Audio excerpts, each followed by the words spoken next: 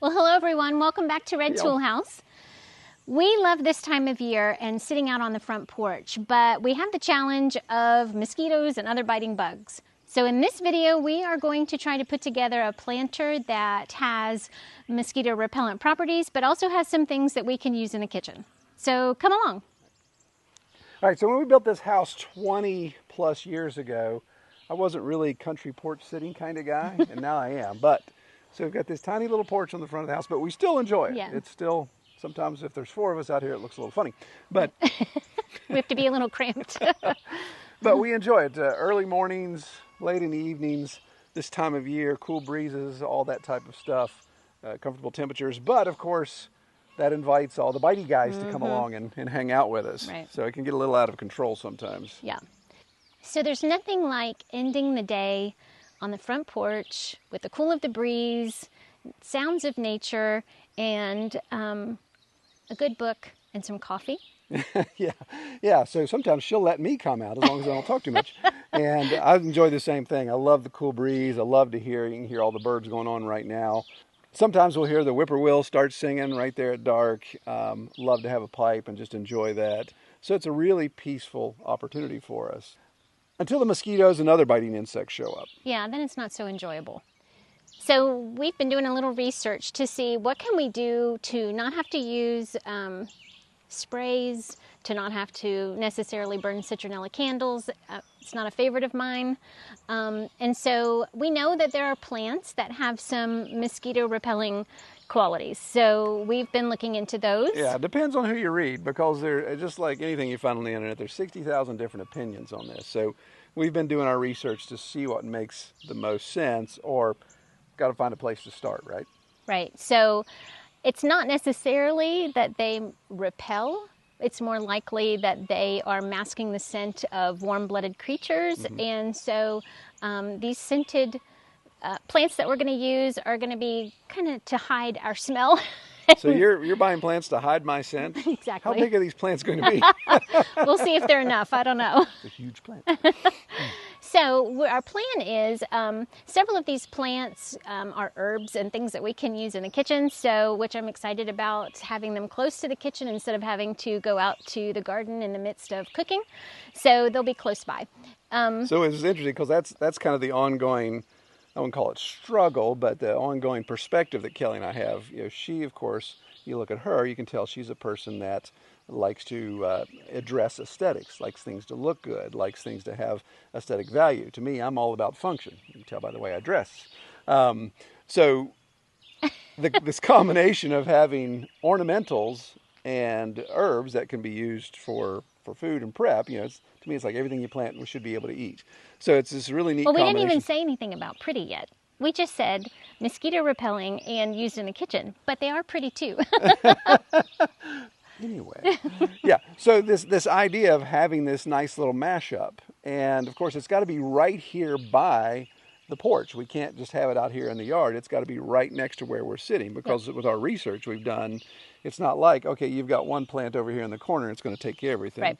We need to have it close by, and we actually need to do some interaction with some of it, right? Yeah, so some of these do better when they're actually crushed. Like, for example, the lemongrass can be cut, and then they even recommend laying it out on your deck if you're going to be having a gathering and you want the benefits, but also the benefits of the smell as well for the guests, so it makes it smell nice on the back porch. But anyway, so some of these things we're going to, like the rosemary is one of the items that we're going to plant, is you rub on them, they smell good and make more of a scent for repelling. She says crush, which to me sounds so final.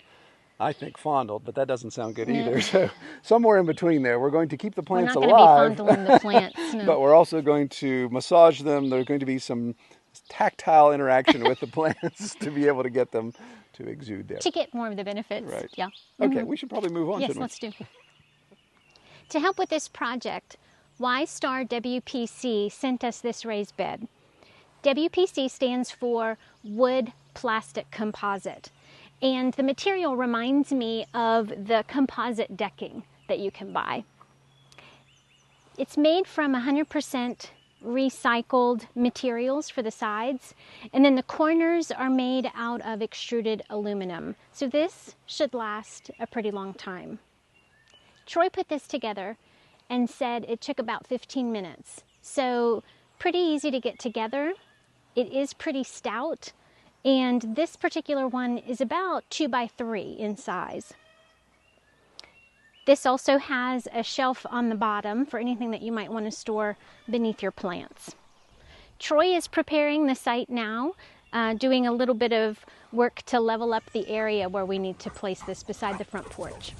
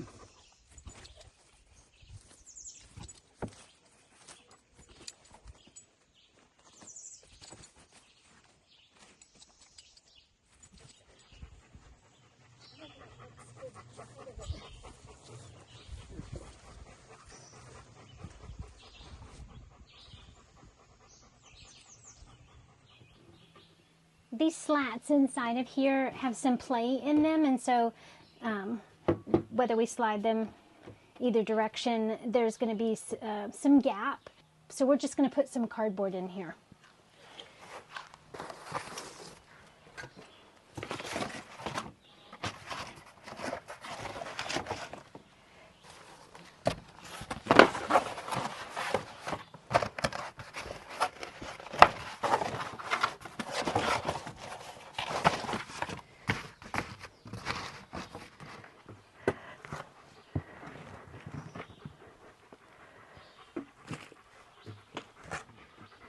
What, babe? So there were definitely a plethora of worms.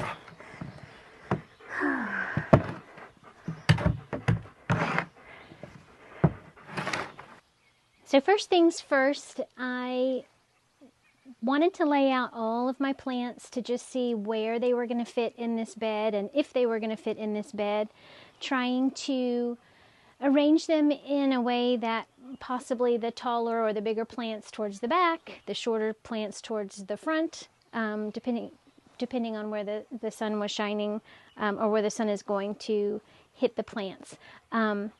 Yesterday, we went to the local farmers market to look at all the plants, and in the past, I have been more of a vegetable gardener, and so was just more focused on what was going to be for us to eat and what we could put away for food.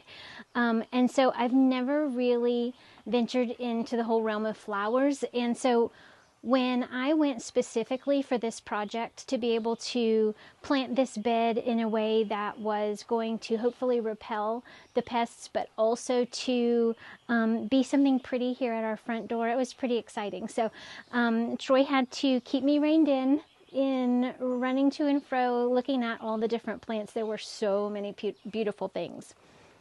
So here is the finished product. And I've got several things here that may look like they are overcrowded, and they may very well be. I did try to fit as much as I could in here. but did exclude a few of the extra plants that I did purchase, and we're going to plant those elsewhere. But what I'm going to do is I'm going to try to keep them pruned back so that they aren't growing way too big for the space. And if they do, then I will remove some of these plants just so that they will do well. All of these are going to be annuals for us here in our zone, simply because most of them will not withstand the winter. So we're most likely going to treat them as annuals and just replant what we really liked again next year. If there's anything that I want to try to overwinter in the house, we can also do that as well. But let me go through and show you what each individual plant is. So in the back, we've got Lantana. And although I've seen Lantana in the past, and have read much about it, I've never grown it, and I think it is absolutely beautiful. The tiny little star-shaped buds as they are, just before they are getting ready to open, is just really pretty. And this one is reds and oranges and yellows, so pretty. Now these can get pretty big, so again, we'll try to keep him from taking over the whole bed. These taller things here are lemongrass, and this is what, in doing the research, I read that it's beneficial to trim them back and then just use that as ground cover to give more scent as you're walking on it, maybe on the porch, or if you have it on a deck, that type of thing. It's more beneficial to do it that way. This here in front is rosemary, and I actually have 2 of those planted. I love to cook with rosemary, and I just love the smell of it and rubbing it. Oh my goodness, it's one of my favoriteest things. I've got another one here in the front. I've got several sprigs of eucalyptus. I've never grown eucalyptus before, but I just think it is stunning. So this particular plant, I've got a couple here. I just love the color, the blue-green leaves. So we've got a few of those. Here we have lavender. Oh gosh, most people do know about the wonderful scent of lavender. And this is I've got one of those in here. I've got more growing back in the garden and hopefully in my green stalk. So I want to plant more and more of that. These smaller plants here in the front and scattered throughout actually is Alyssum. Very, very tiny flower on Alyssum, and it will spread as a ground cover, so I'm kind of hoping it'll just kind of weave through here and keep some of the weeds at bay. Here is a basil. Again, wonderful scent and great for cooking with. So I can just come out to the front porch and cut some of that off. I've got another basil plant here in the back. This is a geranium. And that is one of the things that were on the list to repel mosquitoes and other pests.